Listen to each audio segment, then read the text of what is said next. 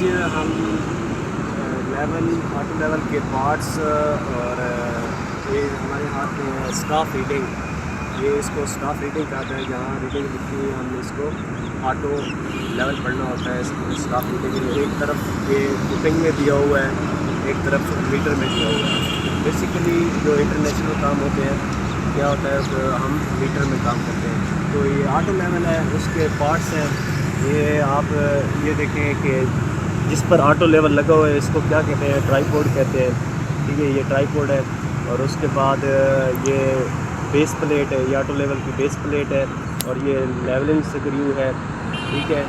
और ये boxing screw है और ये बबल पार्ट है, ठीक है। ये मिरर, बबल का जो मिरर है बबल में देखने के लिए, ये देखें बबल को देखने के लिए ये मिरर लगा हुआ है रिफ्लेक्टिंग।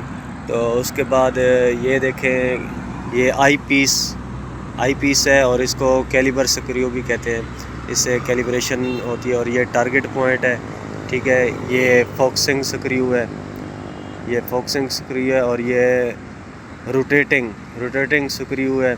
और उसके बाद ये ऑब्जेक्ट पीस है, जहाँ से हम देखते हैं। इसके बहुत से कम ही मतलब कि इसके पार्ट हैं।